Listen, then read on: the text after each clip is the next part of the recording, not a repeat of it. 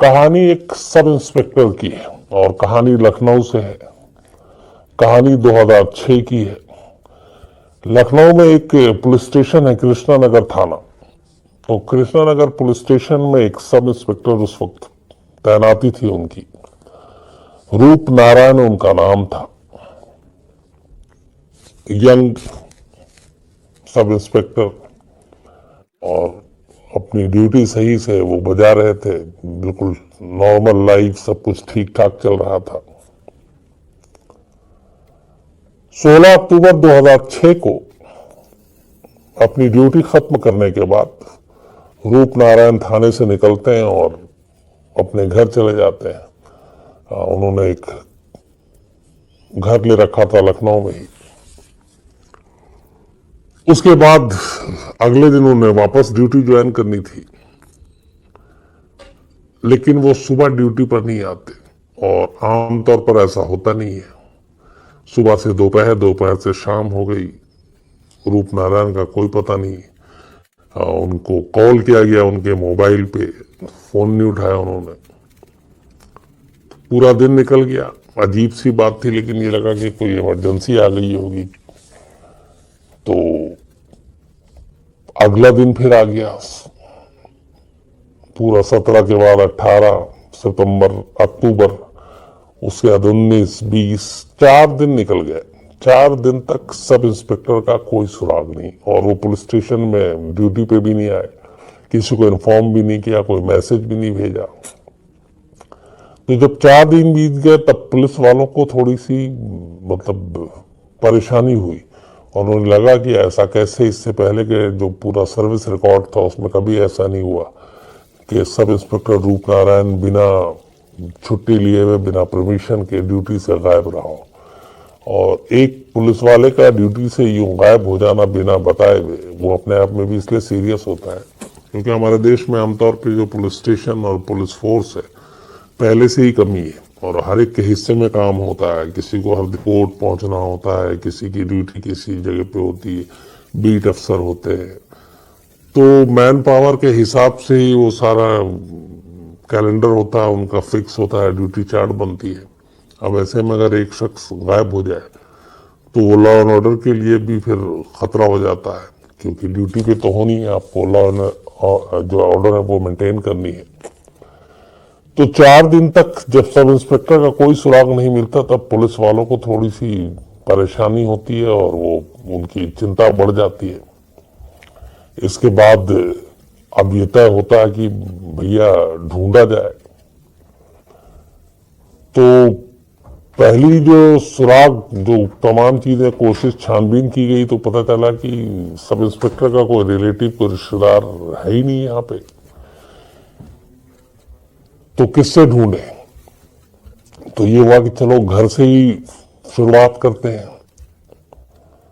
तो पुलिस की टीम एक जो कृष्णा नगर थाने से वो सब इंस्पेक्टर रूप नारायण के घर पहुंचती है 4 दिन के बाद पहली बार। और 4 दिन के बाद जब वो घर पहुंचती है तो घर पे उनका दरवाजे पे लगा हुआ ताला एक तरह से इंतजार कर रहा था। घर के मेन गेट पे ताला लगा हुआ था।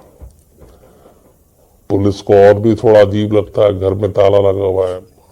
आस पड़ोस के लोगों से पूछताछ करती है पुलिस, तो पता चलता है किसी ने देखा ही नहीं कई दिनों से। तो अब पुलिस क्या करे? फोन पे कोई रिस्पांस नहीं था, कोई और रिश्तेदार, कोई किसी के जरिए कोई जानकारी नहीं मिलती। पुलिस टीम वापस लौटती है, अपने सीनियर्स को बताती है। सीनियर्स जितने भी रूप नारायण के नोन पर्सन थे उन सबको खंगालने की कोशिश करती है, कोई फायदा नहीं होता है।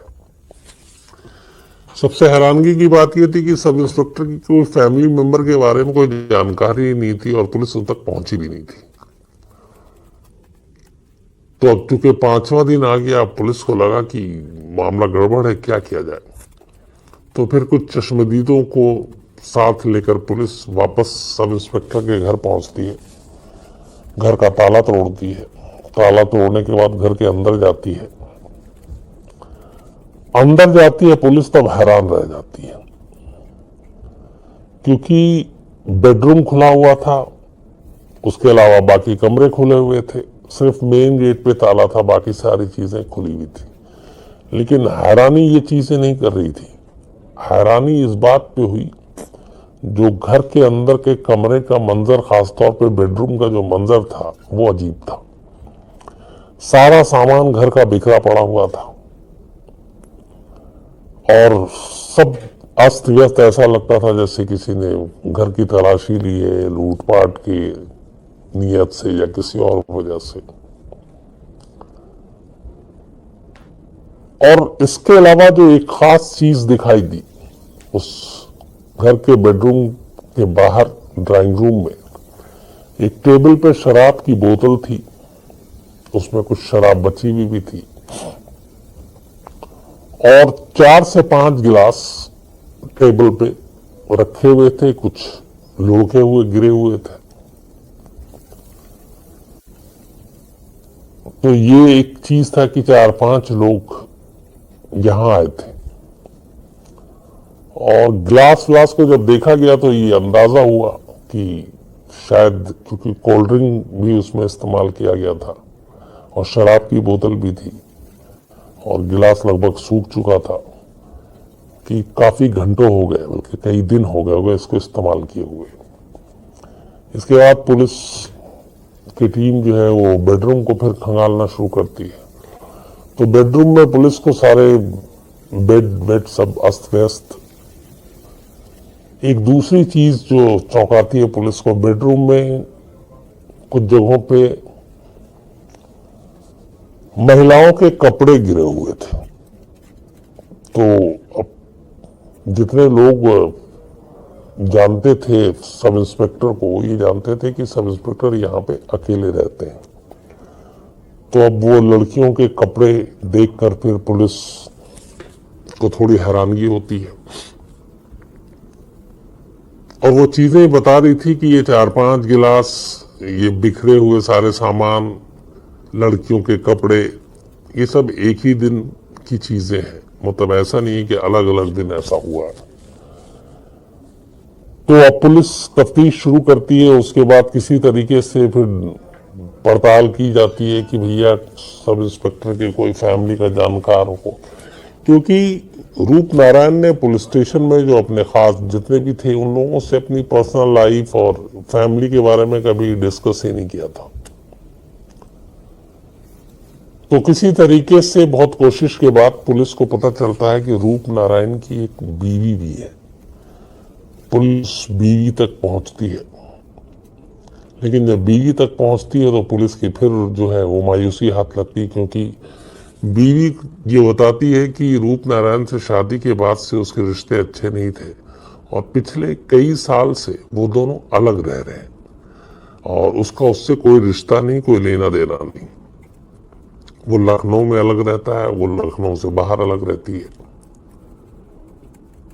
तो पहले पुलिस को शक हुआ कि इन दोनों के बीच में दरार, झगड़े, तो कहीं बीवी ही तो नहीं है जिसने गायब कर दिया हो। तो पुलिस अपने तरीके से बहुत पूछताछ करती है, लेकिन और तो कुछ जानकारी नहीं मिलती। लेकिन पुलिस को वहां से फिर एक दूसरा सुराग मिलता है।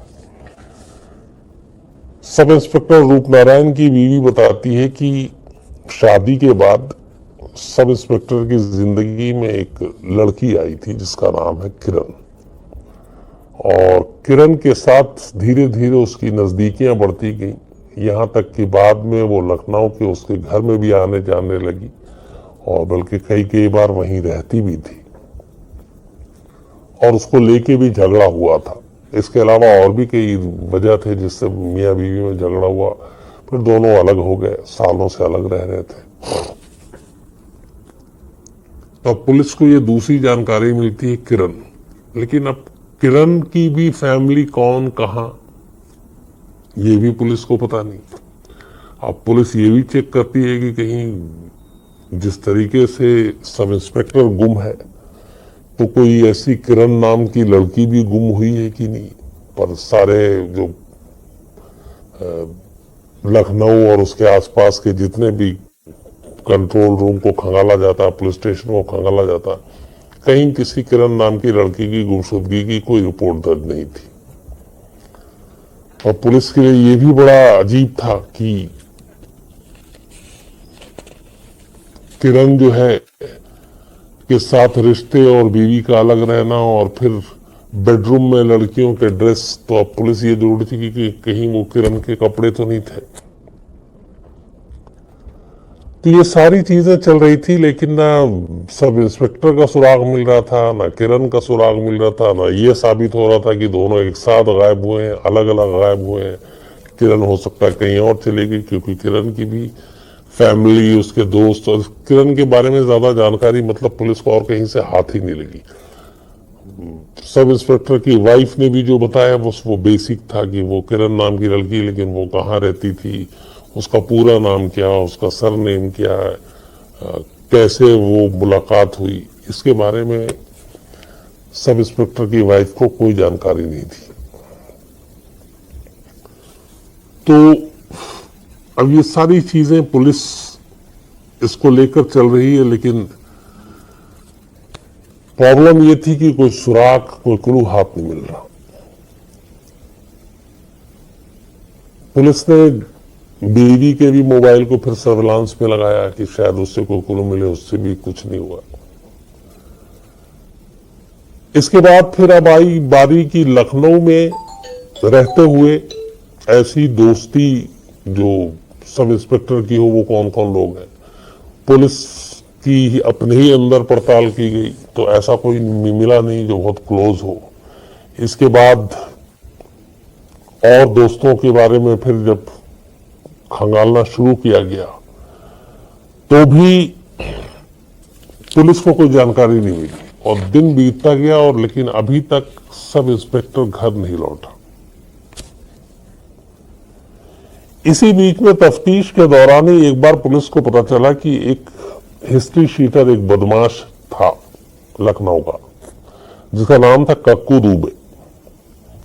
कक्कू दुबे और सब इंस्पेक्टर रूप नारायण के बीच में दोस्ती की बात सामने आती है। अच्छा, आमतौर पे एक पुलिस और क्रिमिनल के बीच में जान पहचान या दोस्ती कई बार पुलिस वाले भी अजीब तरीके से नहीं लेते, इसलिए कि कई बार ऐसे क्रिमिनल भी जो है वो पुलिस के लिए मुखबिरी करते हैं और वो उनके एक तरह से नेटवर्क, एक तरह से सोर्स होते हैं किसी क्राइम तक पहुंचने, क्राइम को रोकने या किसी गैंग को बस्ट करने में।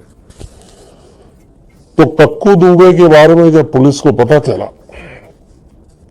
तो पुलिस ने कक्कू दुबे का मोबाइल नंबर निकलवाया और उसने सर्विलांस पर लगा दिया।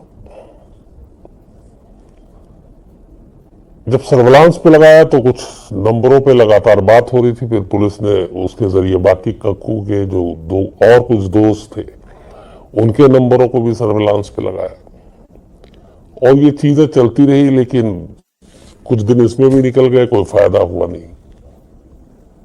लेकिन फोन सर्विलांस पे लगा हुआ था। एक दिन अचानक जब सर्विलांस पे फोन लगा हुआ था तो पुलिस ने ये नोटिस किया कि कक्कू के मोबाइल पे उसके कुछ दोस्त फोन कर रहे हैं, जो सारे कुछ नंबर आते थे, लेकिन उनमें से एक नंबर जो था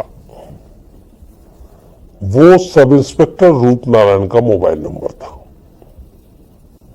अब ये बड़ी चौंकने वाली बात थी कि सब इंस्पेक्टर गायब और सब इंस्पेक्टर का मोबाइल पुलिस जब भी मिले तो स्विच ऑफ है, कोई बात नहीं हो रही है। लेकिन उसी सब इंस्पेक्टर के मोबाइल से कक्कू को फोन किया जाता है और कई बार बात हो रही है, और ये सारा 16 अक्टूबर के बाद की बात है जब से वो गायब हुआ है। तो जब इन नंबरों पे बातचीत होने लगी और सब इंस्पेक्टर के मोबाइल से कक्कू के मोबाइल पे कॉल आने लगा तो फिर पुलिस ने फैसला किया कक्कू दुबे को उठाने का। आखिरकार कक्कू दुबे को पुलिस उठाती है और अपने तरीके से फिर उससे पूछताछ करती है, और जब उससे हिरासत में लेकर पूछताछ की जाती है तो फिर कक्कू दुबे पूरी कहानी सुनाता है। वो बताता है कि सब इंस्पेक्टर रूपनारायण से उसकी 10 साल पुरानी दोस्ती थी और ये दोस्ती जो थी वो उसके सब इंस्पेक्टर बनने से पहले की थी। बाद में वो पुलिस फोर्स में आया और जब वो लखनऊ में पोस्टेड हुआ तो उसके बाद वो भी लखनऊ में था और वो अपना क्राइम की दुनिया में काम करता था, तो कई बार वो उसकी मदद भी करता था, लेकिन दोस्ती भी थी। तो वो हमेशा उसके लिए शराब और बाकी चीजें उसका इंतजाम करने को कहता था, तो ये कक्कू करता था। फिर उसने बताया कि सब इंस्पेक्टर की जिंदगी में एक लड़की आई जिसका नाम किरण था और किरण के साथ वो बहुत ज्यादा नजदीकी हो था, बल्कि किरण सब इंस्पेक्टर के घर पे भी रहने लगी। इसके बाद वो असली कहानी बताता है कि 16 अक्टूबर 2006 को सब इंस्पेक्टर रूपनारायण कक्कू को अपने घर बुलाता है। वो उससे शराब की बोतल मंगाता है और कहता है तुम घर आ जाओ, पार्टी करेंगे। तो कक्कू दुबे अपने और 3 साथियों को लेकर, जिनमें साबिर, रॉबिन और रिंकू लाला, पुनीत, बल्कि 4 दोस्त और एक कक्कू 5, ये लोग अपना सारा सामान लेकर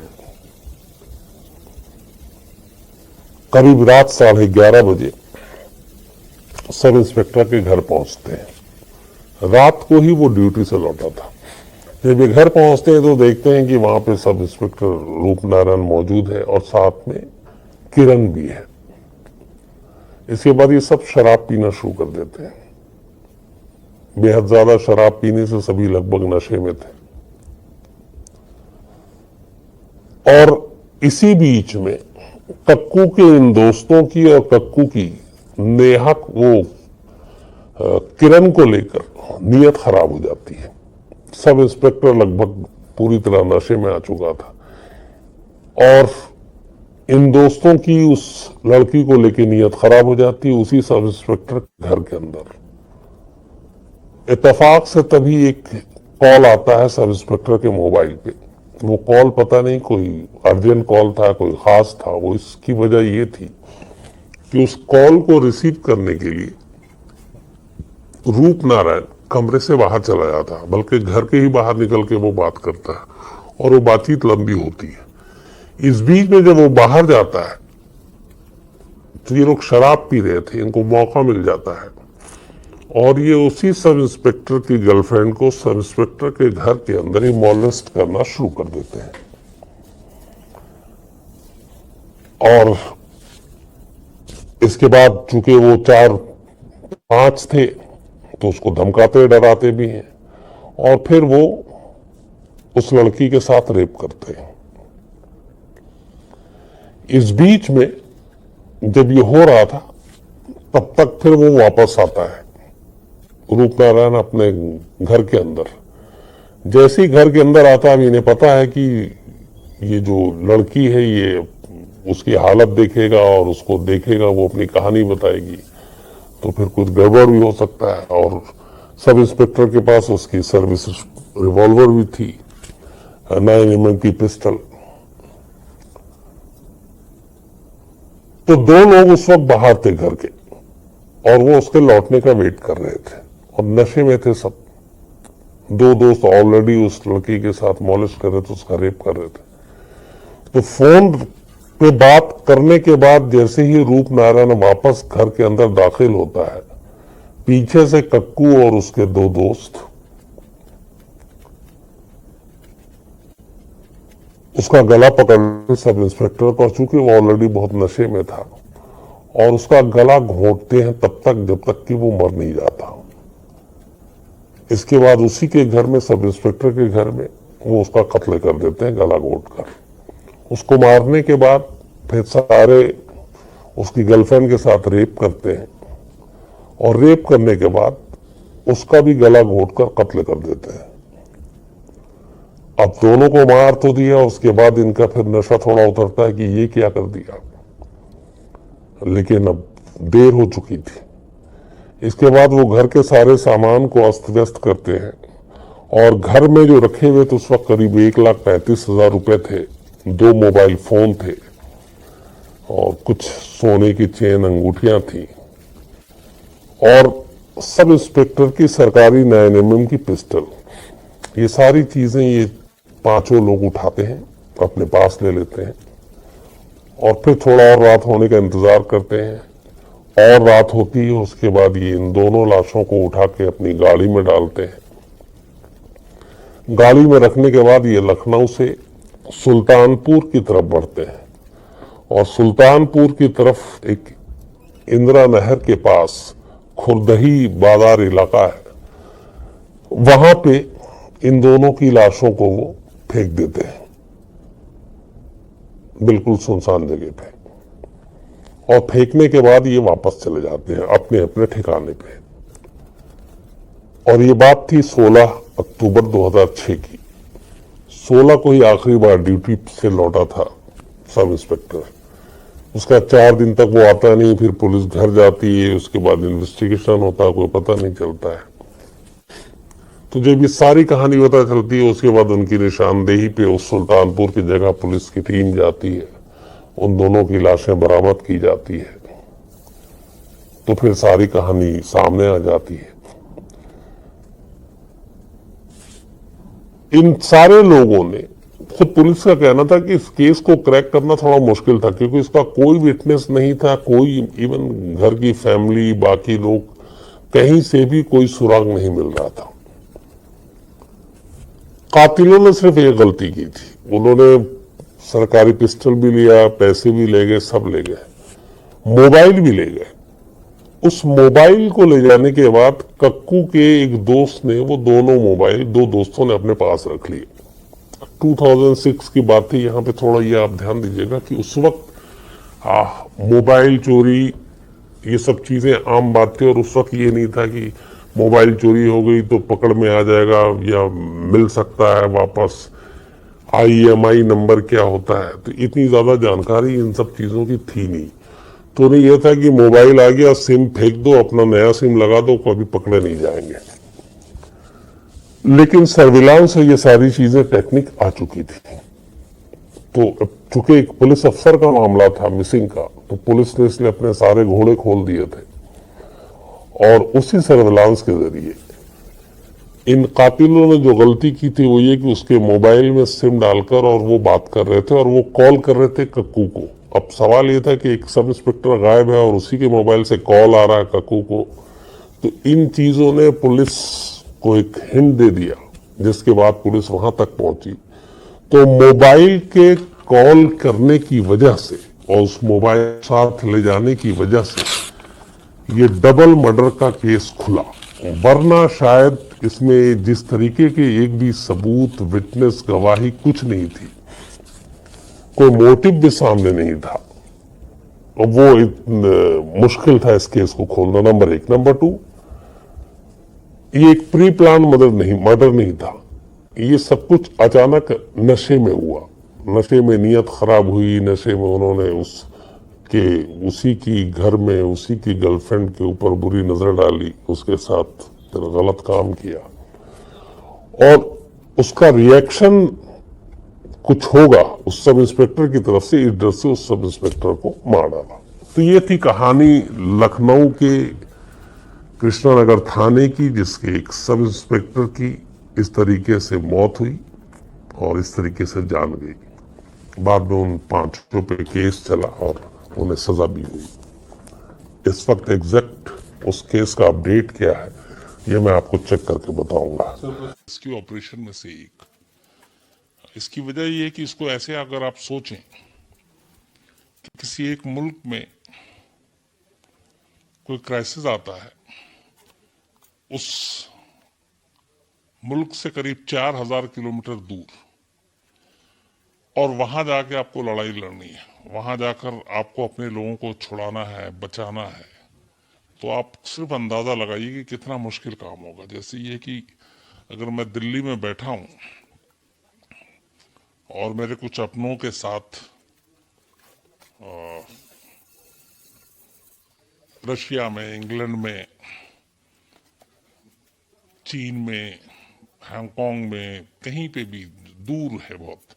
वहां पे कुछ होता है तो अचानक मुझे उन्हें बचाना है, कैसे करेंगे, क्या करेंगे?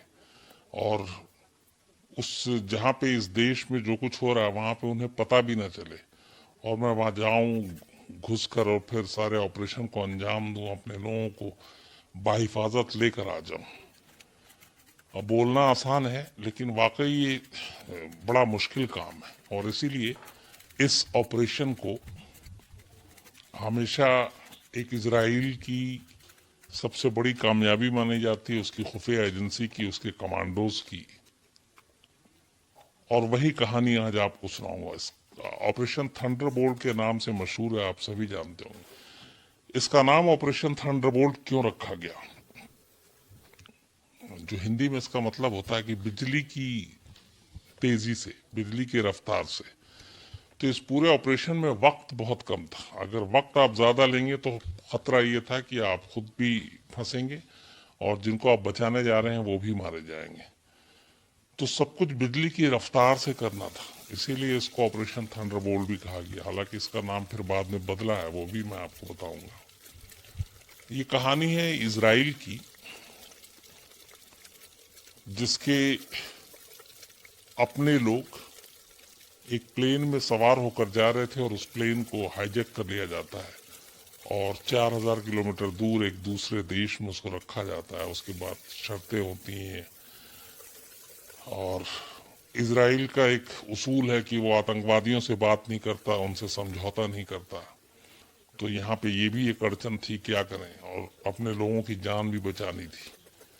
तो ये सारी चीजें कैसे होती हैं, ये आज आपको मैं पूरी कहानी सिलसिलेवार सुनाता हूँ। बात 27 जून की है, 27 जून 1976 की। एयर फ्रांस की एक एयरबस 203, ये इजरायली शहर जो है तेल अवीव, वहां से ग्रीस की राजधानी एथेंस के लिए उड़ान भरती है। और इस प्लेन में कुल 246 पैसेंजर थे, इसके अलावा 12 क्रू मेंबर थे। जो जाहिर सी बात है, चूंकि ये एयर फ्रांस की एयरबस थी तो वो सारे के सारे फ्रेंच थे। और जो पैसेंजर थे, जो मुसाफिर थे, वो ज्यादातर यहूदी थे, यानी कि इजरायली नागरिक थे, और कुछ बाहर के लोग भी थे, आधे आधे करीब 246 में। रात 11 बजे 27 जून को 1976 ये प्लेन टेक ऑफ करता है। इसके बाद 1.5 घंटे के बाद रात 12:30 बजे प्लेन एथेंस पहुंचता है। अब तक सब कुछ ठीक था इस 1.5 घंटे के सफर में। एथेंस पहुंचने के बाद वहां से कुछ और मुसाफिर प्लेन में सवार होते हैं, कुल 58 पैसेंजर। और वहां से अब इस प्लेन को आगे जाना था। एथेंस से इस प्लेन को पेरिस के लिए जाना था। तो 58 पैसेंजर जो हैं वो एथेंस में सवार होते हैं। इन्हीं 58 में से 4 आतंकवादी थे, जिनके पास पिस्टल और हैंड ग्रेनेड था, और इनमें एक लड़की थी। ये जो 4 आतंकवादी चढ़े, जिनमें किसी को पता नहीं चला। अच्छा, 1976 में एयरपोर्ट पे उतनी सिक्योरिटी, सुरक्षा, ऐसी चीजें नहीं हुआ करती थी। वो अब 2000 के बाद ये सारी चीजें हुई है। तो उस वक्त ये हथियार, और तब भी सुरक्षा हुआ करती थी लेकिन इतनी नहीं। तो फिर भी वो आसानी से हैंड ग्रेनेड और बॉम्ब लेकर प्लेन में सवार हो गए। एथेंस से 4 आतंकवादी इसी एयर फ्रांस की एयरबस में। ये जो 4 आतंकवादी इसमें सवार हुए थे, इसमें से 2 जो थे वो फिलिस्तीनी लिबरेशन फ्रंट के थे, सो उनसे जुड़े हुए थे, जबकि 2 जर्मनी के रेवोल्यूशनरी सेल से जुड़े हुए थे। और ये लोग कायदे से फिलिस्तीन में जो एक आजादी की लड़ाई चल रही थी उसके समर्थक थे। तो जब ये प्लेन एथेंस से उड़ान भरता है पेरिस के लिए, जैसे ही टेक ऑफ होता है उसके 5 मिनट के अंदर अंदर ये चारों अपनी सीट से उतरते हैं और उनमें से एक जो लड़की है वो एक हैंड ग्रेनेड का पिन निकाल लेती है और तमाम लोगों को कहती है कि अगर किसी ने भी कुछ विरोध किया तो वो ये हैंड ग्रेनेड फेंक देगी और इससे प्लेन उड़ जाएगा और सारे लोग मारे जाएंगे। जबकि उनमें से एक जो है की बात है कि उस वक्त कॉकपिट उस तरीके से बंद नहीं हुआ करता था जिसके पिन हो और डोर क्लोज हो जाए, वो भी सब बाद में हुआ। तो कॉकपिट के अंदर पायलट और को पायलट दोनों थे। एक आतंकवादी अंदर कॉकपिट में जाता है और को पायलट को बाहर निकाल देता है और उसको पायलट को बाकी के जो बाहर 3 आतंकवादी थे प्लेन में वो उस पर कब्जा कर लेते हैं और उसको कंट्रोल कर लेते हैं। अब को पायलट की सीट पर खुद एक आतंकवादी बैठा हुआ था और वो अब पायलट को डायरेक्शन देता है। सबसे पहले वो उस प्लेन को चूंकि पेरिस जाना था वो उसका रूट डाइवर्ट करता है और उसको कहता है कि आप इसको लीबिया ले चलो। और लीबिया के जो शहर है एक बेंगाजी वहां पे ले जाने के लिए कहता है। पायलट बेबस लाचार, तो पायलट मजबूरी में प्लेन को पेरिस की जगह पे रूट उसका मोड़ता है और बेंगाजी के लिए चला जाता है। बेंगाजी में एटीसी से स्पेशल परमिशन लेते हैं। पायलट बताता है कि ऐसे ऐसे प्लेन कब्जा हो गया। वहां पे भी लीबिया में ये सुनकर थोड़ी हड़कंप मचती है, लेकिन प्लेन को लैंड करने की इजाजत दे दी जाती है इसलिए कि प्लेन में ईंधन फ्यूल नहीं था, कम था। तो लीबिया में उतरने के बाद बेंगाजी में उस प्लेन में रिफ्यूलिंग होती है, ईंधन भरा जाता है और इसी दौरान उसमें एक ब्रिटिश लेडी थी उस प्लेन में सवार, ब्रिटिश सिटीजन, ओल्ड एज थी काफी और वो बीमार थी। तो क्रू मेंबर और कुछ लोग रिक्वेस्ट करते हैं तो आतंकवादी जो है उस ब्रिटिश लेडी को बेंगाजी एयरपोर्ट पे ही उतारने की इजाजत दे देता है और उस लेडी को उतार दिया जाता है। बेंगाजी में ये प्लेन करीब 7 घंटे तक रुका रहता है एयरपोर्ट पे। रिफ्यूलिंग वेलिंग के बाद ये फिर से उड़ान भरता है। जब ये उड़ान भरता है तब पहली बार जो को पायलट के सीट पे आतंकवादी बैठा हुआ था वो पायलट से कहता है कि इस प्लेन को अब युगांडा ले लो। अब युगांडा का नाम आते ही आपको 2-3 चीजें, युगांडा एक अफ्रीकी देश और इसका उस वक्त जो रूलर था, शासक था, ईदी अमीन, एक काला सा बहुत, उसकी तस्वीरें आपने देखी होंगी। ईदी अमीन के दुनिया भर में किस्से बहुत सारे मशहूर हैं, उसके ऊपर पूरी एक कहानी एक दिन सुनाई जा सकती है, तो इसलिए मैं डिटेल में नहीं जाऊंगा। सिर्फ ईदी अमीन के बारे में एक चीज आपको बताऊंगा कि ईदी अमीन की एक पहचान ये भी है कि उसे एक तरह से आदमखोर भी कहा जाता है। कहते हैं कि उसने इंसानों को भी खाया। ईदी अमीन एक युगांडा का जो शासक, तो उसकी जुल्म के उसके बाकी किस्से तफसील से डिटेल में किसी और दिन, फिलहाल अभी इसी पे रुकते हैं। तो एक आतंकवादी को पायलट जो था वो कहता है कि अब युगांडा की तरफ प्लेन को ले लो। अब तक इस प्लेन को हाईजैक हुए हुए करीब करीब 15 घंटे हो चुके थे। 28 जून 1976 को दोपहर करीब 3 बजे ये प्लेन एंडबी एयरपोर्ट, युगांडा का जो एक शहर है, वहां पे ये लैंड करता है।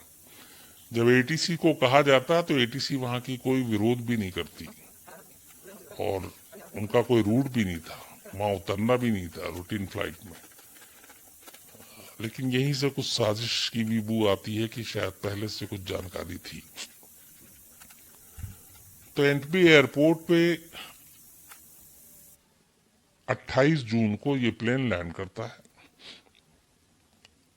और जैसे ही ये प्लेन उतरता है युगांडा की सरजमीन पर, तब सबसे ज्यादा बड़ा खतरा अब मंडराने लगता है, इसलिए कि युगांडा और ईदी अमीन ये दोनों भी फिलिस्तीनी समर्थक थे और इनका सॉफ्ट कॉर्नर था उन लोगों के लिए, और इजराइल के दुश्मन थे, विरोधी थे। तो युगांडा का जो तानाशाह ईदी अमीन जब ये प्लेन लैंड करता है, उसके बाद उसकी इजाजत से पूरे एयरपोर्ट के आसपास जो एंटबी एयरपोर्ट था, उसको चारों तरफ से युगांडा की आर्मी, जो ईदी अमीन की सेना थी, वो उसे घेर लेती। करीब करीब 200 युगांडन आर्मी जो है एयरपोर्ट के रनवे से लेके चारों तरफ, और वो इसलिए ताकि कोई रेस्क्यू ऑपरेशन अगर सोचे भी तो न कर पाए, ताकि ये आर्मी से मुकाबला करना पड़ेगा। तो करीब 200 के करीब जवान एयरपोर्ट पे अपने घेरे में ले लेते हैं। इसके बाद उस प्लेन से एक एक कर सारे मुसाफिरों को उतारा जाता है। 4 आतंकवादी ऑलरेडी प्लेन में एथेंस से सवार हुए थे, वो 4 भी प्लेन से उतरते हैं, और उस एयरपोर्ट पर पहले से ही फिलिस्तीनी समर्थक करीब 5 आतंकवादी और थे, क्योंकि उन्हें मालूम था कि इस प्लेन को हाईजैक करके कहाँ लाया जा रहा, तो वो पहले से ही एंडवे एयरपोर्ट पर पहुंच चुके थे। तो अब करीब 9 आतंकवादी की तादाद 200 के करीब ईदी अमीन के जो सेना थी वो एयरपोर्ट पर मौजूद। इसके बाद इन सारे मुसाफिरों को प्लेन से उतार कर एयरपोर्ट के ही ट्रांजिट हॉल पे ले जाया जाता है, और वहां पे ले जाने के बाद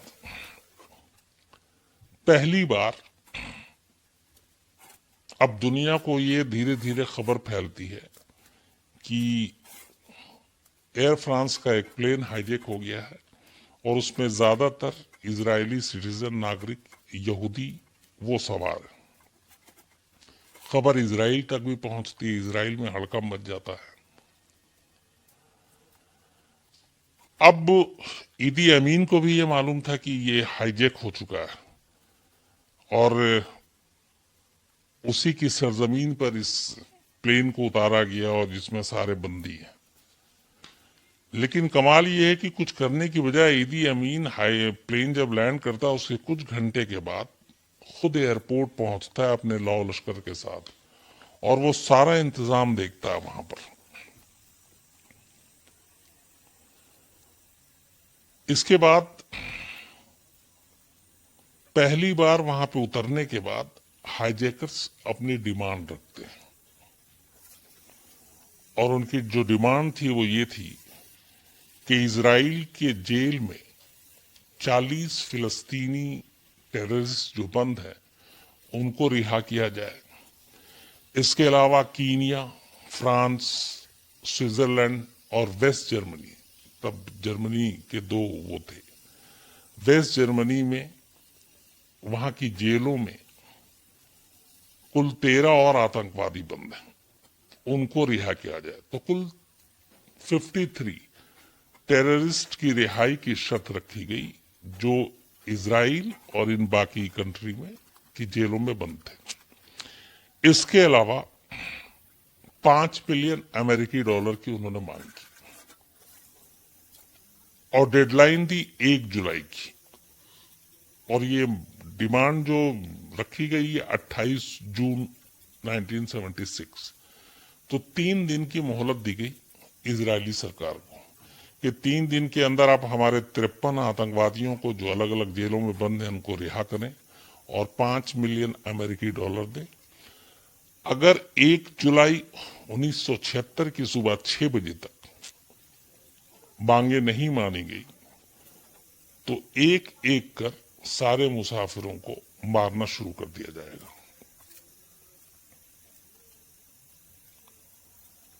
अब ये मांग देने के बाद, ये जो डिमांड की गई, उसके बाद 29 जून की तारीख आती है 1976।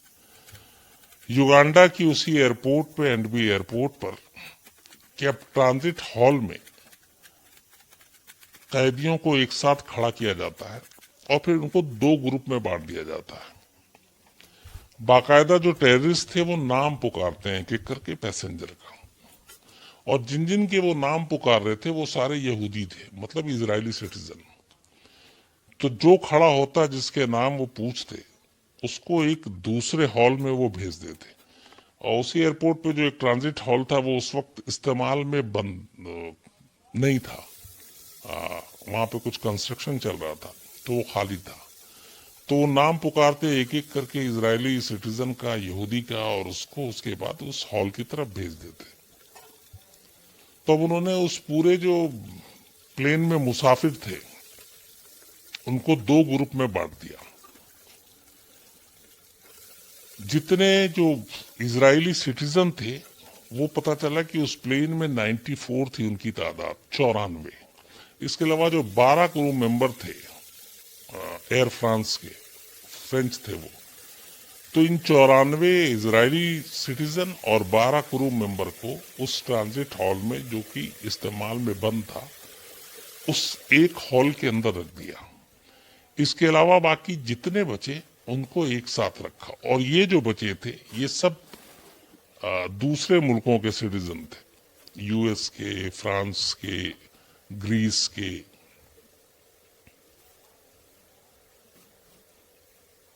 तो अलग अलग अब कर दिया, एक तरफ सिर्फ इजरायली सिटीजन और एक तरफ नॉन इजरायली।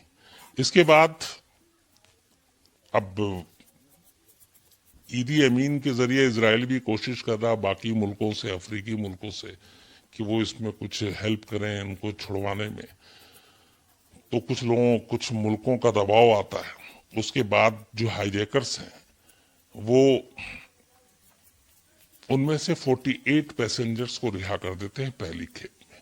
इनमें से ज्यादातर जो थे वो बीमार थे और बुजुर्ग थे, और ये 48 के 48 गैर इजरायली थे, मतलब इजराइल के सिटीजन नहीं थे बल्कि ये दूसरे सिटीजन थे। तो इन सभी 48 लोगों को, जो बीमार, जिनमें महिलाएं, बुजुर्ग, बच्चे थे, इनको एक स्पेशल प्लेन से सीधे एंटबी एयरपोर्ट से पेरिस ले जाया जाता है, वो नजदीक वहां से। तो पहली खेप में 48 मुसाफिरों को छोड़ दिया जाता है। अब 30 जून आ चुका था, 30 जून को ये 48 लोगों को छोड़ा गया। अब मोहलत खत्म होने में कुछ घंटे बाकी, क्योंकि 1 जुलाई की सुबह का वक्त नजदीक आ रहा था। इधर इजराइल में लगातार बातचीत चल रही थी, क्या करें, कि उनकी सरकार का अपना कानून बीच में आ रहा था, आतंकवादियों से बात नहीं, समझौता नहीं।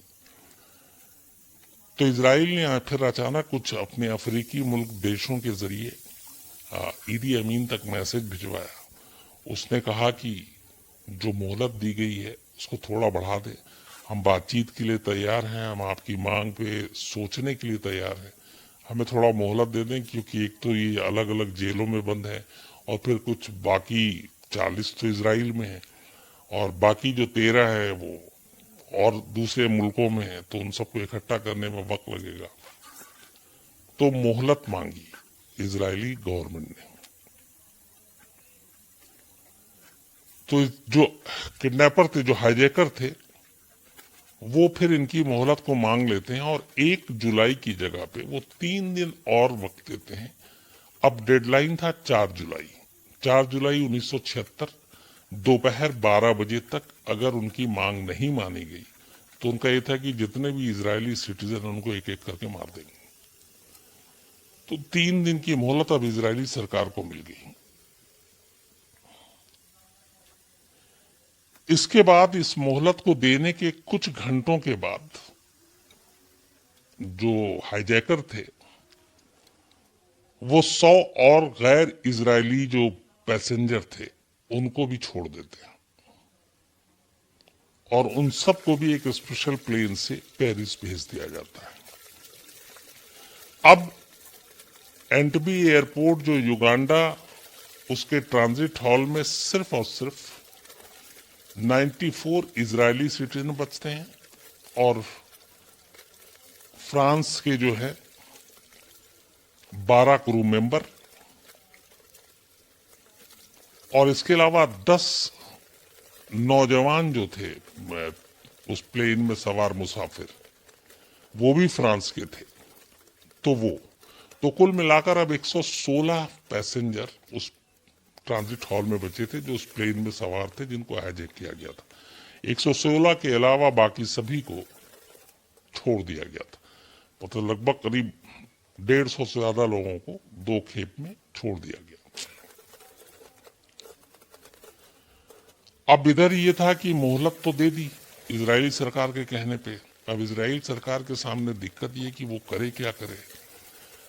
मांगे माने तो फिर अपने देश में ही लोगों के सामने वो क्या जवाब दे, क्योंकि उसकी शर्त ये थी कि वो आतंकवादियों से बात नहीं करेगा, कोई डील नहीं करेगा। और दूसरा ये है कि 4000 किलोमीटर दूर जाकर अपने लोगों को छुड़ाए तो कैसे छुड़ाए, जिसके बारे में कोई जानकारी नहीं। कोशिश लगातार जारी थी, बातचीत की भी कोशिश हो रही, उधर हाईजैकर्स को भी उलझा कर रखा गया है इजराइल की तरफ से। बाकी दुनिया से भी मदद लेने की कोशिश की जा रही है, ईदी अमीन पर दबाव डाल के कोशिश की जा रही है।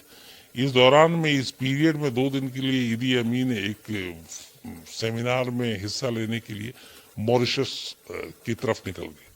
तो जब वो मॉरिशस गया तो थोड़ा सा इन लोगों को भी मौका मिला कुछ करने का, कुछ सोचने का, क्योंकि जब तक ईदी अमीन नहीं आएगा तब तक कुछ होना नहीं था। लेकिन सारी चीजें, मॉरिशस में भी बातचीत करने की कोशिश की गई, लेकिन सारी चीजें नाकाम रही। इसी बीच 3 जुलाई 1976 की तारीख आ जाती है। मतलब अब डेडलाइन को खत्म होने में सिर्फ अब 1 दिन बाकी है। 1 जुलाई को मोहलत बढ़ाई गई थी, अब 3 जुलाई की तारीख आ गई। और 3 जुलाई की शाम 6:30 बजे पहली बार इजरायली गवर्नमेंट की कैबिनेट की मीटिंग बुलाई जाती है। अभी तक सब कुछ ऐसे ही था, करें क्या करें, कोई फैसला नहीं लिया जा रहा था। लेकिन इस फैसले से पहले कुछ चीजें और एक साथ चल रही थी, और वो ये थी कि क्या क्या ऑप्शन हो सकता है। तो उनमें 3 ऑप्शन आए। एक कि जहां पे इन लोगों को रखा गया है एंटबी एयरपोर्ट पर, वहां पे हमला किया जाए प्लेन के जरिए। दूसरा ऑप्शन ये था कि पानी के रास्ते, समंदर के रास्ते जहाज से वहां पहुंचा जाए एंटबी। और तीसरा ये था कि कीनिया से सड़क के रास्ते युगांडा में घुसा जाए और फिर ऑपरेशन किया जाए। इन सारी चीजों पे बातचीत हुई उनके कमांडोज, मोसाद, सबसे। लेकिन पता चला कि पानी के रास्ते और सड़क के रास्ते में रिस्क ज्यादा है, वक्त भी ज्यादा लगेगा, इसलिए हवाई रास्ता सही है। जो भी ऑपरेशन करना है वो हवाई रास्ते से, प्लेन से ही होना है। और अब ये तय हो चुका था, लेकिन जाहिर सी बात है कि इसके लिए आपको मंजूरी चाहिए थी कैबिनेट की। तो शाम 6:30 बजे इजरायली कैबिनेट की बैठक होती है और उसमें तय होता है कि हम आतंकवादियों से बातचीत नहीं। इधर दूसरी तरफ जो पैसेंजर फंसे हुए थे इजराइल के, चूंकि बाकी सब छोड़ दिए गए, तो उनके रिश्तेदारों का बड़ा प्रेशर, इजराइल में धरना प्रदर्शन शुरू हो गया, सरकार के ऊपर दबाव कि उन्हें बचाया जाए, उन्हें वापस लाया जाए। तो सरकार भी दबाव में, क्या करें क्या ना करें। 6:30 बजे मीटिंग होती है और मीटिंग में आखिर ये फैसला लिया जाता है कि नहीं, हम ऑपरेशन करके युगांडा में घुसेंगे और अपने लोगों को बचा कर लाएंगे। और ये तय हो गया। इसके बाद इस ऑपरेशन के लिए ब्रिगेडियर जनरल डॉन शोमरोन, उनको हेड बनाया गया, इस ऑपरेशन का पूरा कमांडर।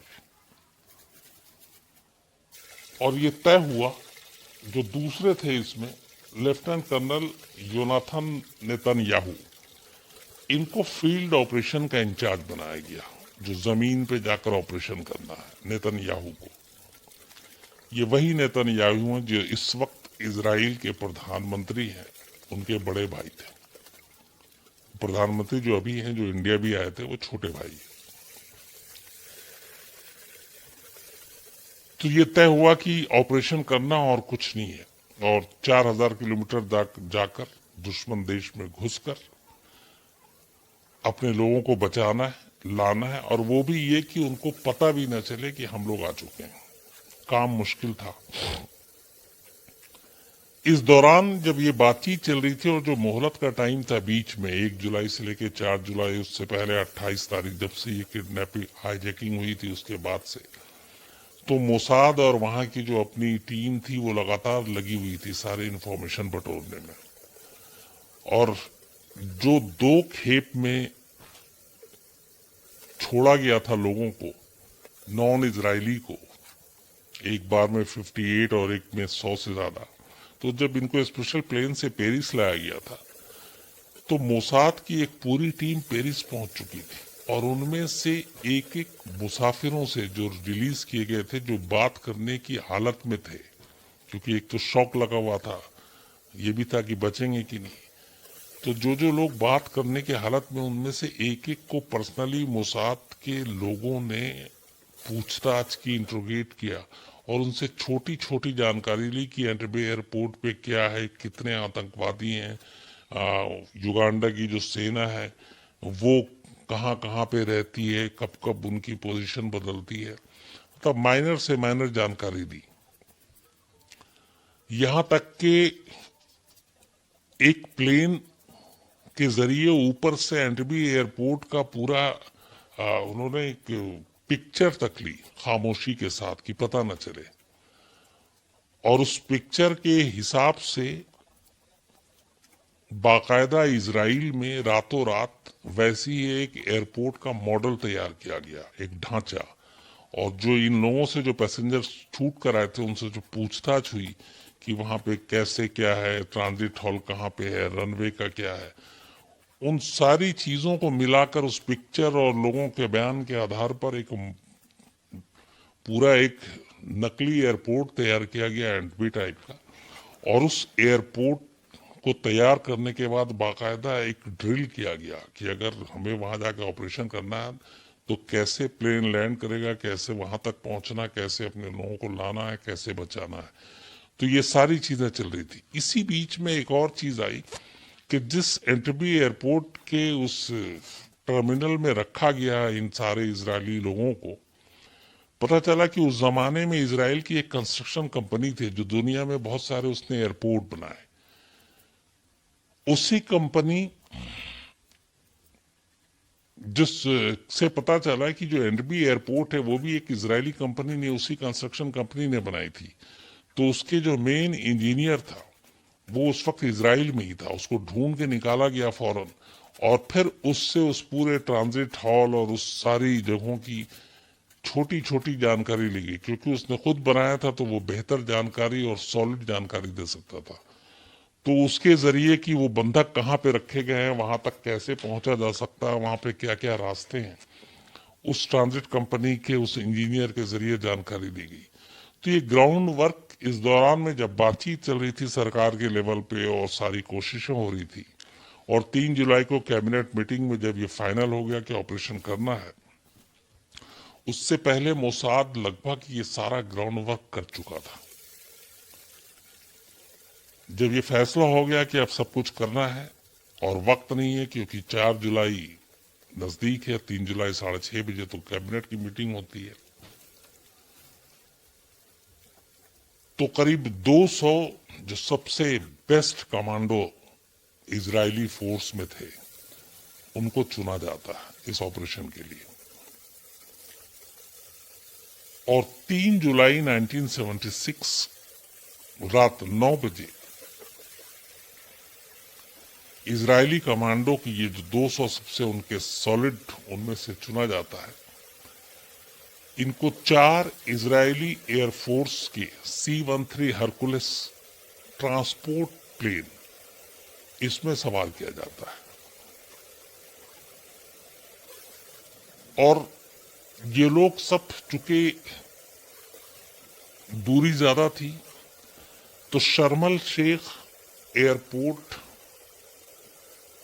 से ये उड़ान भरते हैं 4 अलग अलग हरकुलिस ट्रांसपोर्ट प्लेन में।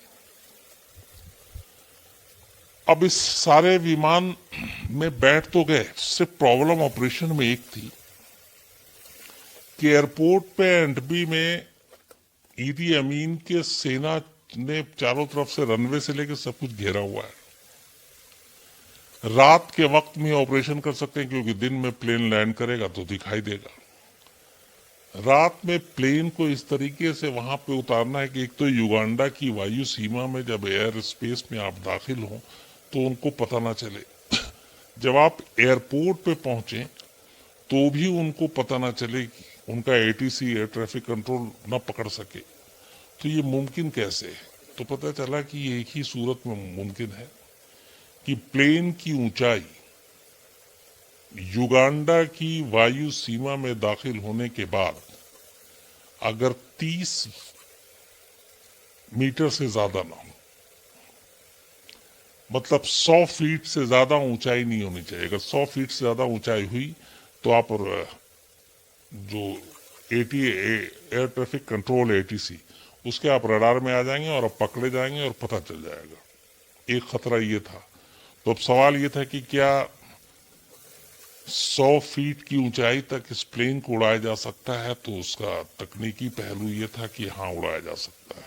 रिस्क है लेकिन उड़ाया जा सकता है। तो ये पहली चीज क्लियर हो गई। अब लेकिन दूसरा एक खतरा ये था कि रात होते ही कोई रेस्क्यू ऑपरेशन ना हो। इसके लिए एक बेसिक चीज है कि युगांडा की आर्मी, चूंकि एयरपोर्ट उनके कब्जे में है, बाकी सारे फ्लाइट वहां से कैंसिल कर दी गई है आम पैसेंजर के लिए, तो क्या रात को अगर वो रनवे की लाइट बंद कर देंगे तो फिर लैंड नहीं हो सकता है प्लेन। तो अगर उन्होंने रनवे की लाइट बंद कर दी तो क्या होगा? ये दूसरा ऑप्शन था।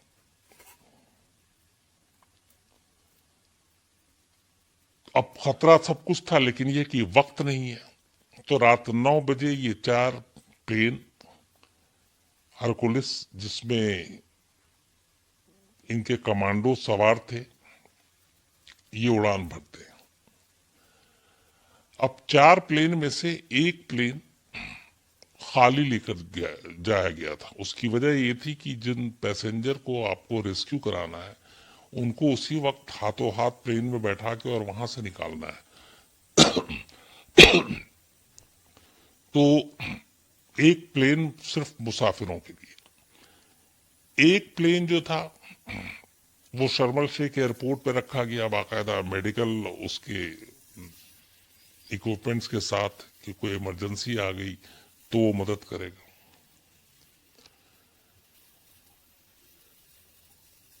इन जो हरकुलिस ट्रांसपोर्ट प्लेन था इसके अंदर बाकायदा मर्सिडीज गाड़ी काले रंग की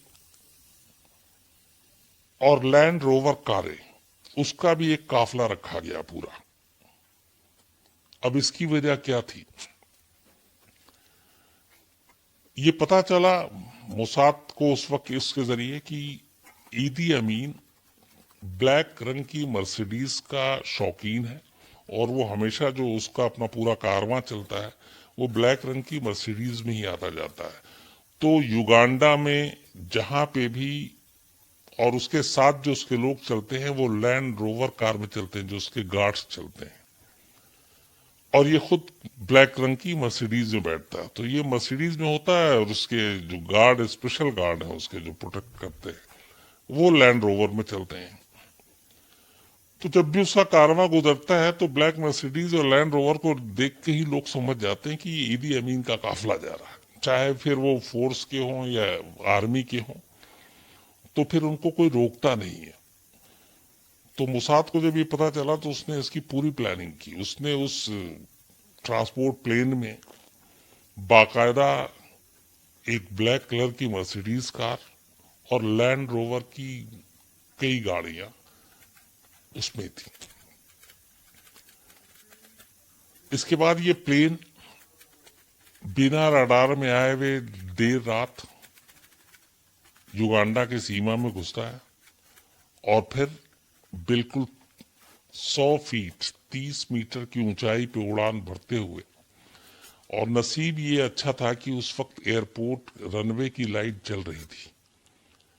तो जो सबसे आगे पहला प्लेन गया उसका ये था कि उसके अंदर वो चीजें थी कि वो किसी तरह, चाहे रिस्क हो, अगर उसमें ये भी था कि अंधेरा होगा तो किसी भी तरह कोशिश करनी है। और वो लैंड करते ही सबसे पहले रनवे की लाइट का इंतजाम करेगा। तो वो अपने साथ उस तरीके की लाइट लेकर गए थे जिससे प्लेन को लैंड कराने में आसानी हो। और जब प्लेन लैंड करना था उससे पहले ही उसका वो खुल गया था पीछे से सब कुछ, ताकि वक्त बर्बाद ना हो, रनवे पे रुकने के बाद ना खोले। तो एक पहला प्लेन जब लैंड करता है उसके अंदर से सीधे गाड़ियों का काफला धड़धड़ा कर बाहर आना शुरू होता है, जिसमें ब्लैक मर्सिडीज और लैंड रोवर कार। और उस सारी गाड़ियों में प्लेन के अंदर से ही कमांडो पहले से बैठे हुए थे। तो वो रनवे पे आता है तो वो कमांडो के साथ आता है उन गाड़ियों में। उसके बाद ये 4 प्लेन एक एक करके युगांडा की एयर स्पेस में दाखिल होने के बाद सीधे वहां पे अब लैंड करने की तैयारी कर रहा है। ये जो 4 कार्गो विमान की मैं बात कर रहा हूं, इसके साथ 2 बोइंग 707 प्लेन भी था। पहली बोइंग जिसमें मेडिकल टीम थी उसको नैरोबी एयरपोर्ट पे रोक दिया गया था ताकि कोई इमरजेंसी हो तो उसको बुलाया जा सके। दूसरी बोइंग को एंटबी एयरपोर्ट पर उतरना था इनके साथ, ताकि वो बंधकों को जो है वो वापस लेकर आ सके। अब तक सब कुछ ठीक चल रहा था, एयर स्पेस में दाखिल हो चुके थे। रात के ठीक 11 बजता है और ठीक 11 बजे एक एक कर इजरायली एयरफोर्स के ये 4 विमान 30 फीट की ऊंचाई उड़ते हुए एंटबी एयरपोर्ट के रनवे पर पहुंचते हैं। पहली जो प्लेन से मैंने आपको बताया कि गाड़ियों का काफला निकलता और उसमें सारे उनके कमांडो थे, तो जब ये गाड़ी का काफला उतरता उसके पीछे धीरे धीरे एक एक करके अब बाकी प्लेन उतर रहा है। और इसकी खासियत ये थी कि इसमें जो आवाज और वो सारी चीजें थी वो भी उसी हिसाब से थी। तो 11 बजे का वक्त था रात का। अब लैंड रोवर और काली रंग की मर्सिडीज गाड़ी रनवे से उस टर्मिनल की तरफ जा रही है जहां पे बंधकों को बना रखा गया और ये सारे एकदम लैस हैं। और खास बात ये थी कि इनके पास साइलेंसर लगे हुए सारे हथियारों का वो था। उनका ये था कि खामोशी से करना और ये ना पता चले कि किसी तरह की कोई हमला हुआ है। तो साइलेंसर वाली बंदूक और वो सारी चीजों के साथ ये उतरते हैं। गड़बड़ एक होता है कि जब ये गाड़ियों का काफिला रनवे के से उस टर्मिनल की तरफ बढ़ रहा था जहां पे सारे बंदी थे, 2 गार्ड युगांडा की आर्मी के, उससे पहले और कई गार्ड देखते हैं, वो सारे ऐसे सैल्यूट करके उस काफिले को जाने देते हैं, क्योंकि उनको मालूम था कि इस ब्लैक मर्सिडीज में ईदी अमीन के अलावा कोई नहीं होता और लैंड रोवर भी है। पर 2 गार्ड जो ईदी अमीन के साथ लंबे वक्त तक रह चुका था पर्सनल की सिक्योरिटी में, वो काली मर्सिडीज को देख के भी उसको रुकने का इशारा कर देता है। और उसकी वजह ये थी, जो मोसाद जहां पे सिर्फ एक चूक हुई, 3 दिन पहले ही, यानी ये 3 जुलाई रात 11 बजे को ऑपरेशन हो रहा है, 1 जुलाई को ईदी अमीन ने ब्लैक मर्सिडीज को हटाकर पहली बार अपने काफिले में व्हाइट मर्सिडीज खरीद ली थी। और वो पिछले 3 दिनों से व्हाइट मर्सिडीज में चल रहा था। अब चूंकि बीच मर्सिडीज को आए हुए 3 दिन हो गया, लेकिन बीच में वो मॉरिशस गया तो हर दिन उसका कारवां तो निकला नहीं। तो ये चीज चूक हो गई कि अभी भी वो ब्लैक यूज कर रहा है या व्हाइट यूज कर रहा है। तो ये उन दोनों गार्ड को खासतौर पे पता था कि अब ईदी अमीन ने व्हाइट मर्सिडीज ले ली और वो अब उसी में चल रहा है। और कुछ देर पहले ईदी अमीन वहां से गया था तो व्हाइट मर्सिडीज में ही था। यहाँ पे मोसाद धोखा खा गए। तो उन दोनों गार्ड ने उस ब्लैक मर्सिडीज को देख के उसको समझ में आ गया कि इसमें ईदी अमीन नहीं है, तो रोकने का इशारा किया, ये रुके नहीं, तो उसने गोली चला दी AK-47 से। जवाब में इधर से भी कमांडो ने गाड़ी से गोली चलाई, साइलेंसर लगी हुई उससे चलाई, और दोनों वो गार्ड वहीं पे मारे गए।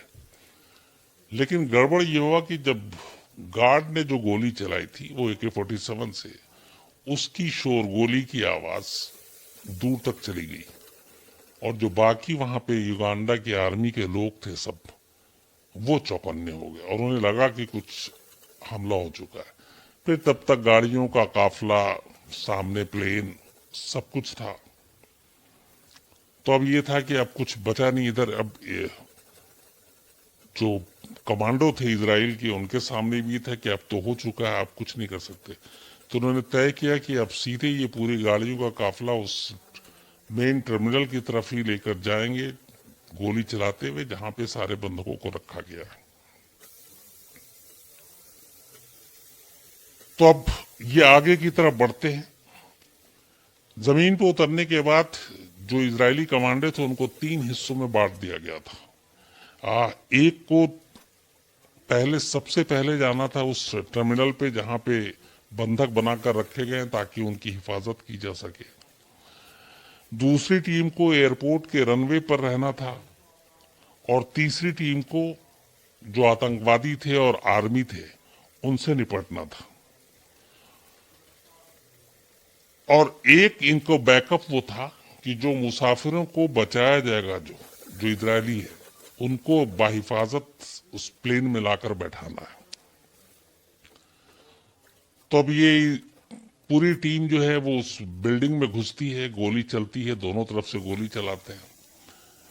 अब लेकिन एक प्रॉब्लम ये थी कि इनमें से कुछ, एक और भी चीज थी कि जो कमांडो थे उनमें से बहुत सारे लोगों ने युगांडा की आर्मी की भी वर्दी पहन रखी थी, ताकि आर्मी को धोखा दिया जा सके युगांडा की कि ये बाहरी नहीं अपने लोग हैं।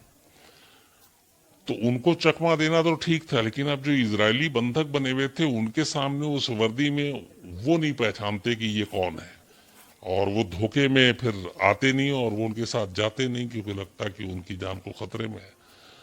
तो यहाँ पे फिर उन लोगों ने बाकायदा इंग्लिश और हिब्रू लैंग्वेज में चीख चीख कर बोला कि हम इजरायली सैनिक हैं, लेट जाओ, जमीन पर लेट जाओ। तो फिर उन लोगों को समझ में आया, वो लेटे जमीन पर। फिर इसी में पूछा गया हिब्रू लैंग्वेज में कि कितने आतंकवादी कहाँ हैं, तो उन लोगों ने इशारे से बताया कि वो एक दूसरे कमरे में जो सारे हाईजैकर है वो उधर है। इसके बाद गोलीबारी होती है, ग्रेनेड से भी हमला करते हैं इजरायली सैनिक, और करीब 6 मिनट के अंदर अंदर जब वो टर्मिनल की बिल्डिंग में घुसते हैं, सारे जो बंधक थे इनको अपने कब्जे में ले लेते हैं।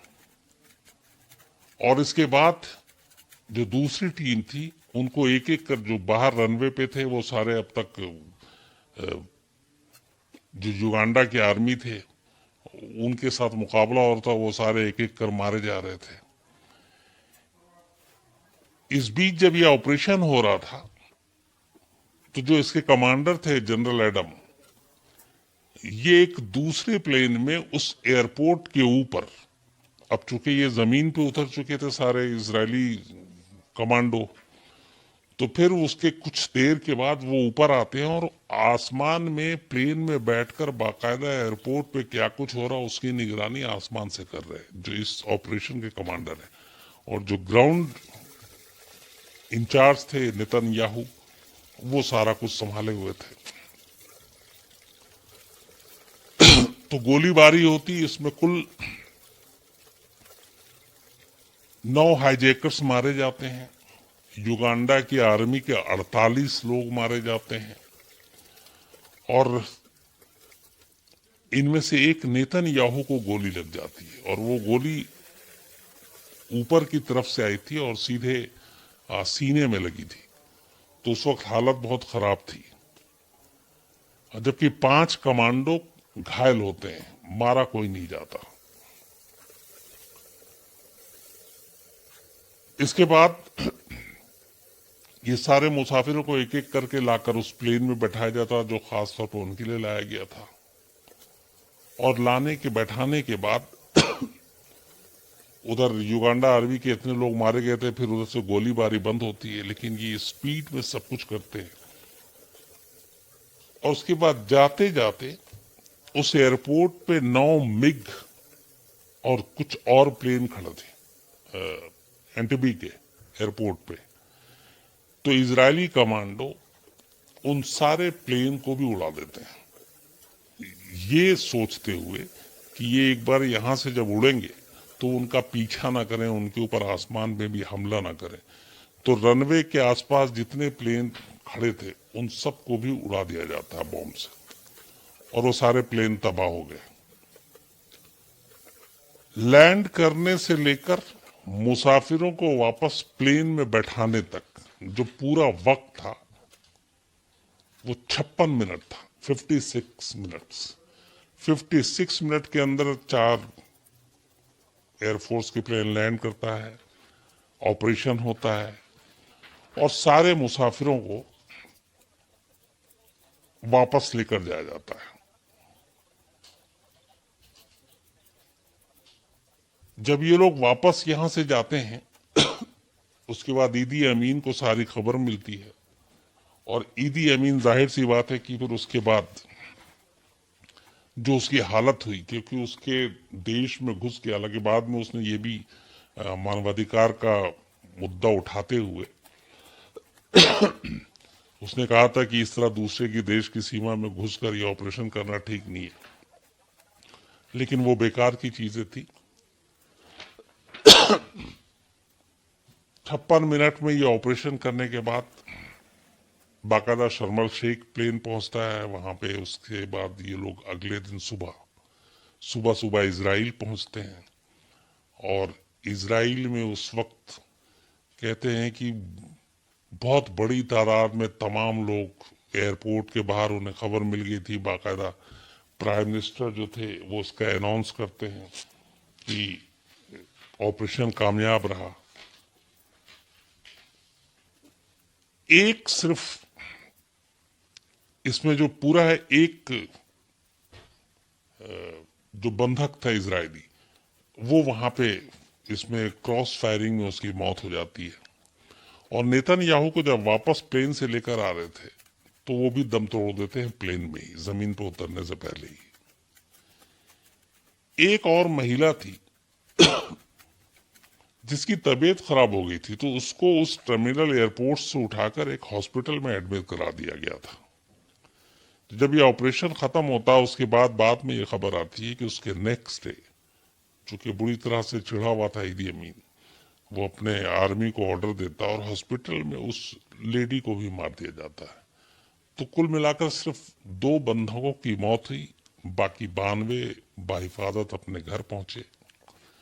नेतन्याहू की मौत होती है, और उनका जो उसकी शहादत पूरे इजराइल में इतना गर्व और इतना बड़ा नाम हो जाता है उसके बाद उस फैमिली का, कि आगे चलकर नेतन्याहू की इसी बहादुरी का कहते हैं कि शायद सिला है, जो उनके छोटे भाई बाद में राजनीति में आते हैं और चुनाव लड़ते हैं, और इसे एक ऑपरेशन थंडरबोल्ट का जो पुराना की यादें थी लोगों के दिल में, वो उनको जितवा देती है, और आज वो इजराइल के प्राइम मिनिस्टर है।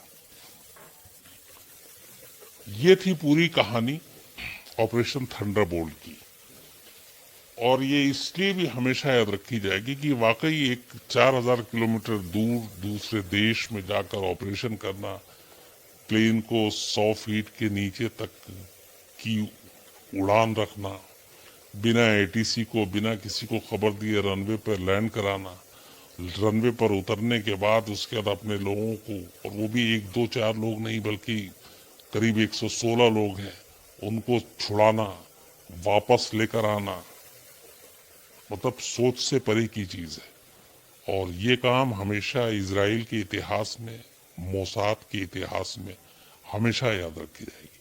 तो ये थी पूरी कहानी।